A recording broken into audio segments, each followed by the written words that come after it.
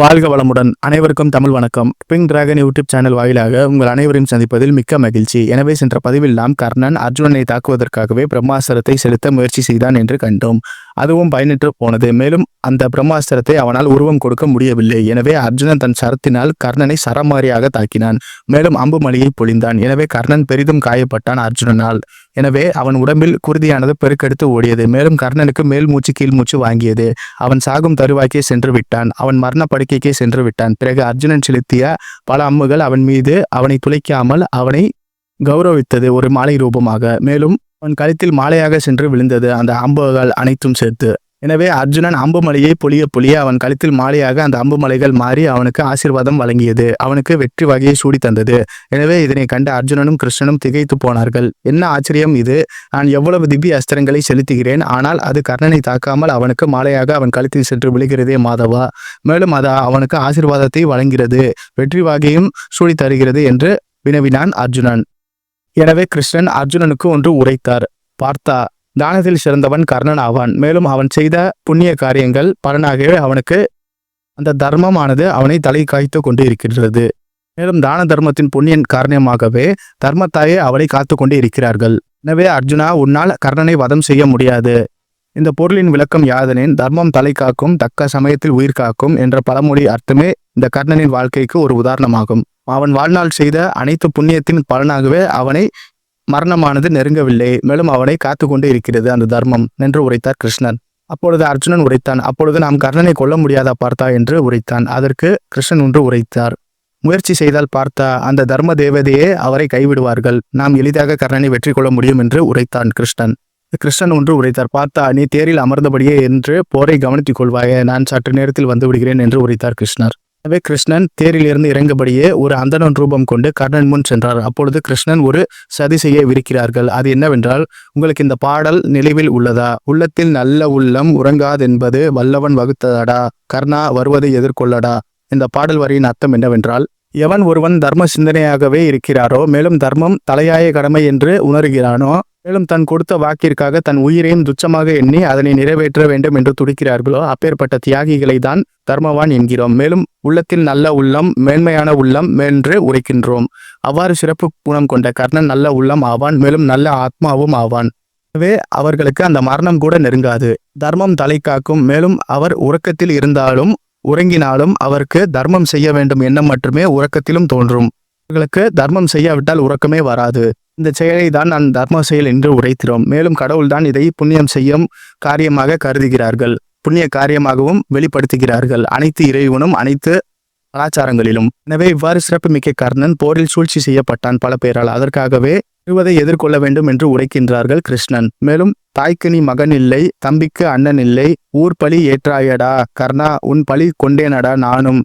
இந்த பாடல் வரியின் அர்த்தம் என்னவென்றால், கர்ணன் பிறந்த பொழுது குந்தி தேவி அவரை தியாகம் செய்து விட்டார்கள். தாய்க்கு அவர் மகன் இல்லாமல் போய்விட்டார். வாழ்நாளில் பல துன்பங்களையும் அவமானங்களையும் ஏளனத்த சிரிப்பைகளையும் மேலும் பல கஷ்டங்களையும் அனுபவித்து விட்டார் கர்ணன். இதனை முறியடிக்க வேண்டும் என்பதற்காகவே போர்க்கலையை கற்ற விரும்பினார் கர்ணன். போர்க்கலையை கற்கவும் ஆரம்பித்தார். மேலும் அவர் குருகுலம் சென்று துரோணாச்சாரியரிடம் போர்க்கலையை பயில ஆசைப்பட்டார். ஆனால் குரு துரோணாச்சாரியார் அவர் தேர்போட்டி மகன் என்பதற்காகவே அவருக்கு அந்த கலையை கற்றுத்தர மாட்டார் என்று சொல்லிவிட்டார். தனுர் வித்தியை பயில வேண்டும், தனுர் வித்தியில் சிறந்த தலை சிறந்த வீரனாக விளங்க வேண்டும் என்ற காரணத்தினால்தான் பரசுராமரை தேடி சென்று பரசுராமரிடம் சீடனாய் சேர்ந்தார். பரசுராமரிடம் அனைத்து போர்களையும் தனுர் வித்தியையும் பயின்றார். ஏனெனில் துரோணாச்சாரியாருக்கு கற்றுக் கொடுக்கவில்லை என்பதற்காகவே பரசுராமரிடம் சென்று சீடனாய் சேர்ந்தார். அந்த கோபமானது அவனுள் குடிகொண்டு இருந்தது. அர்ஜுனனுக்கு போட்டியாக நிற்க வேண்டும், மேலும் அர்ஜுனனை வெற்றி கொள்ள வேண்டும், அர்ஜுனனை வில்வித்தியில் நாம் தோற்கடிக்க வேண்டும் என்ற எண்ணம் மட்டுமே அவர்களில் பிரவேசித்து இருந்தது. கர்ணனுக்கு அர்ஜுனன் மேல் போட்டி மட்டுமே, பொறாமை கிடையாது, வன்மம் கிடையாது, என்ற இழிவான செயலும் கிடையாது. ஆகையால் அர்ஜுனனை தன் எதிரியாக நினைத்ததால், மேலும் போட்டியாளராக நினைத்ததால் அவன் அண்ணனுக்கு தம்பி இல்லை, மேலும் தம்பிக்கு அண்ணன் இல்லை என்ற சொல்லிற்கு ஆளானான். ஊர்பழி ஏற்றான். மேலும் அனைத்து பேரால் இகழ்ந்து பேசப்பட்ட கர்ணன் ஊர்பழியும் ஏற்று அதர்ம பக்கத்திற்கு சென்றான். கர்ணனின் தியாக குணத்தை யாரும் உணர்ந்து கொள்ள மாட்டார்கள். எனவே கர்ணன் சூழ்ச்சி செய்துதான் வீழ்த்தப்பட்டான். சூழ்ச்சி செய்ய வேண்டும் என்பதே இயற்கையின் நியதியாகும். சூழ்ச்சி செய்யாமல் நாம் வெற்றி கொள்ள முடியாது என்று உணர்ந்த கிருஷ்ணர் அவரை சூழ்ச்சி செய்துதான் போரில் வீழ்த்த சதித்திட்டம் தீட்டினார். எனவே கர்ணனின் அழியையும் கிருஷ்ணரை ஏற்றுக்கொண்டார். இந்த பாடல் வரியின் அர்த்தமாகும். மேலும் மன்னவர் பணி ஏற்க கண்ணனும் பணி செய்ய உன்னடி பணிவானடா கர்ணா மன்னித்து அருள்வாயடா என்ற பாடல் வரியின் அர்த்தம் என்னவென்றால், மன்னவர் பணி செய்ய என்றால் பஞ்சபாண்டவர்களுக்கு நடந்த அவமானம் மற்றும் கொடுமைகள் பற்றி உங்களுக்கே மகாபாரத கதை மூலமாக முழுமையாக தெரியும். மேலும் தர்மன் என்ற புண்ணியவான், மேலும் தர்மம் என்ற புண்ணிய ஆத்மா, தர்ம சிந்தனை உடையவன் யுதிஷ்டிரர் ஆவார். இந்த ராஜ்யத்தை ஆள வேண்டும், இந்த நாட்டை ஆள வேண்டும், மேலும் நாட்டு பிரஜைகளுக்கும் அனைத்திற்கும் நன்மையை செய்ய வேண்டும் என்பதற்காகவே அவரை அரியாசனத்தில் அமர வைப்பதற்காகவே கிருஷ்ணன் பாண்டவர்களுக்கு உதவி புரிந்து தர்மனை அரியாசனம் ஏற்க ஆயத்தமாக இருந்தார். தர்மம் ஜெயிக்க வேண்டும், அதர்மம் தோற்க வேண்டும், கௌரவர்கள் தோல்வியை தழுவ வேண்டும் என்பதற்காகவே தர்மனை அரியாசனத்தில் அமர விருப்பப்பட்டார் கிருஷ்ணர். உணர்ந்து கொண்ட கிருஷ்ணன் கர்ணனிடம் சென்று யாசகம் கேட்க தயாரானார். மேலும் கர்ணனிடம் சென்று யாசகமும் கேட்டார். இந்த பாடல் வரியின் அர்த்தமாகும். இறுதியாக, செஞ்சோற்று கடன் தீர்க்க சேராத இடம் சேர்ந்து வஞ்சத்தில் வீழ்ந்தாயடா கர்ணா வஞ்சகன் கர்ணனடா கர்ணா வஞ்சகன் கர்ணனடா என்ற பாடல் வரியின் அர்த்தம் என்னவென்றால், துரியோதனன் யார் உதவி செய்யாத வேளையில் கர்ணனுக்கு அவர் உதவி செய்தார். மேலும் கர்ணனுக்கு பொன் பொருள் மேலும் ராஜ்யத்தையும் வழங்கி கௌரவித்தார். மேலும் தளபதியாகவும் ஏற்றுக்கொண்டார், தன் நண்பனாகவும் ஏற்றுக்கொண்டு கௌரவம் வழங்கினார். எனவே துரியோதனன் மீது கர்ணனுக்கு அதீத அன்பு ஏற்பட்டது. மேலும் அவருக்கு சென்றோற்று கடனும் பட்டுள்ளார் கர்ணன். இறுதியாக சதி செய்யும் சகுனியிடம் சிக்கிக் கொண்டார் கர்ணன். மேலும் மொத்த ஹஸ்தினாபுரமும் வஞ்சகத்தால் வீழ்ந்தது. ஏனென்றால் கர்ணனின் வீரம் மட்டும் கிடையாது, சகுனியின் சதி திட்டமும் ஆகும். சகுனியின் வஞ்சத்தால்மே அகண்ட பாரதமே சங்கடத்தில் ஆழ்ந்தது. மேலும் ஹஸ்தினாபுரமும் வீழ்ந்தது. இதில் ஒரு அங்கம் கர்ணன் ஆவார். எனவே அவர் செய்யும் சதியை உணராத கர்ணன் வஞ்சத்தில் சிக்கிக் கொண்டார். மேலும் பாவ செயல்களுக்கு துணையும் புரிந்தார். எனவே அந்த சதியை அனைத்தையும் முறியடிப்பதற்காகவே கிருஷ்ணர் யுத்த காலத்தில் நன்மையை செய்வதற்காகவே, மேலும் பாண்டவர்களுக்கு துணை நின்று அவர்களுக்கு வெற்றியை வழங்க வேண்டும் என்பதற்காகவே இத்தனை செய்தார். எனவே இந்த பாடல் வரியின் அர்த்தம் இதுவாகும். மேலும் கர்ணனின் மொத்த வாழ்க்கையையும் நம் கவிஞர்கள் 4 வரிகளில் வர்ணித்து விட்டார்கள். இதைவிட சிறப்பாக வேறு யாரும் கூற முடியாது. இறுதியாக அந்தணம் வேடம் போட்டுக்கொண்ட கிருஷ்ணர் பகவான் கர்ணனிடம் சென்று ஒன்று வேண்டினார். தர்மம் இன்று விழுந்து கிடக்கிறதே, நான் என்ன செய்வேன்? நான் யாசகம் கேட்கும் வரும்போதுதான் கர்ணனுக்கு இந்த நிலைமை வருமா என்று சோகத்தில் இருந்தார். பிறகு கர்ணன் கேட்டார், அந்தணரே, இங்கே வாருங்கள், உங்களுக்கு என்ன வேண்டுமோ என்று என்னிடம் கேளுங்கள், நான் தருகிறேன் என்றார். நீ வழங்கும் தருவாயில் இப்போது இல்லை கர்ணா, யுத்த காலத்தில் இருக்கிறாய். எனவே யுத்தம் முடிந்த பிறகு உன்னிடம் நான் யாசகம் பெற்றுக்கொள்கிறேன் என்று உரைத்தார் அந்த அந்தணர். அதற்கு கர்ணன் அந்தணனிடம் ஒரு பதில் உரைத்தார். கர்ணன் கொடுக்க மறுத்து விட்டான் என்ற பாவ செயலுக்கு என்னை ஆளாக்கி விடாதீர்கள். என்னிடம் இருப்பதாக பார்த்து கேளுங்கள், நான் உங்களுக்கு நிச்சயமாக தானம் வழங்குகிறேன் என்று உரைத்தார்.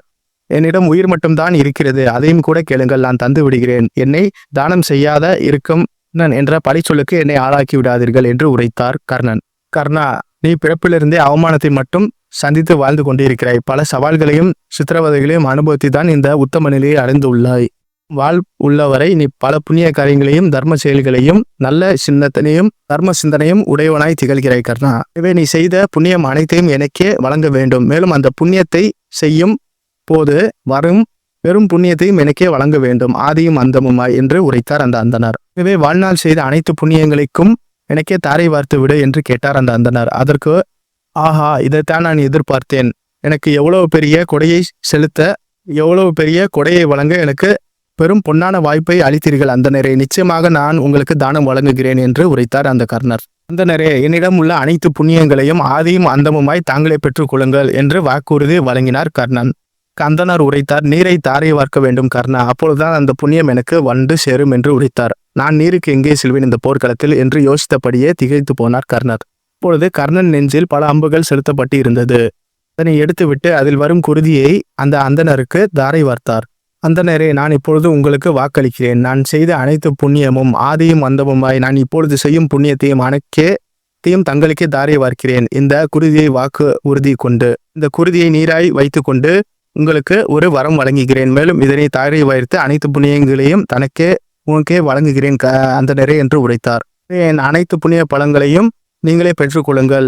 என் குருதியை அள்ளி அந்தணருக்கு நான் உங்களுக்கு வழங்குகிறேன் என்று உரைத்தார் கர்ணா, உன்னை போல் தயாளன் இந்த உலகத்தில் இனி பிறக்கப் போவதும் இல்லை, பிறந்ததே இல்லை, இப்பொழுது நீ மட்டும்தே இருக்கிறாய் என்று உரைத்தார். இத்தகைய சிறப்புமிக்க தயாள குணம் கொண்ட கர்ணா, நீ வாழ்க, உன் புகழ் வாழ்க, உன் கொடை ஓங்குக என்று உரைத்தபடியே உரைத்தார் அந்த அந்தணர். என்னிடம் யாசகம் பெற்ற அந்தணரே, நான் உங்களுக்கு யாசகம் வழங்கியிருந்தேன். நான் வாழ்க என்று நீங்கள் எப்படி உரைக்க முடியும்? உங்களுக்கு அவ்வளவு சக்தி இருக்கிறதா என்று கேட்டார். இப்பொழுது பார் என் சுயரூபத்தை என்று கிருஷ்ணர் அந்தணர் வேடத்திலிருந்து கிருஷ்ணர் வேடத்தில் வந்தார். மேலும் கிருஷ்ணர் மகாவிஷ்ணுவாக காட்சியளித்தார். ஆஹா, எவ்வளவு பெரிய பாக்கியசாலி நான்! உங்களுக்காக நான் புண்ணியத்தை அனைத்தையும் தாரை வார்த்தேன். இதைவிட பெரிய பேறு எனக்கு என்ன உள்ளது பகவானே என்று உரைத்தார் கிருஷ்ணர். கர்ணனின் இந்த செயலை கண்டு கிருஷ்ணரை கண் கலங்கி போய்விட்டார். மேலும் கிருஷ்ணர் கர்ணனுக்கு ஒரு ஆசி வழங்கினார். இந்த பிறவியை விட்டுவிட்டு நீ முக்தி நிலையை அடைவாயாக என்று உரைத்தபடியே அவருக்கு ஆசினை வழங்கிவிட்டு அங்கிருந்து சென்றார், கண் கலங்கியபடியே. மேலும் அர்ஜுனன் கர்ணனை எப்படி கொன்றார் என்பதனை அடுத்த பதிவில் விரிவாக காண்போம் நண்பர்களே. நன்றி, வணக்கம். ஓம் நம சிவாய. கிருஷ்ணனை நம்புங்கள், உங்களுக்கு அனைத்து நன்மையும் கிருஷ்ணரே செய்வார். அவர் உங்களை கைவிட மாட்டார். எப்பவுமே தர்மத்திற்கு மட்டுமே அவர் துணை புரிவார். நன்றி, வணக்கம். ஓம் கிருஷ்ணாய நமக. ஓம் வாசுதேவாய நமக. ஓம் நாராயணாய நமக. ஹரே ராம ராம ராம ஹரே ஹரே. ஹரே கிருஷ்ண கிருஷ்ண கிருஷ்ண ஹரே ஹரே.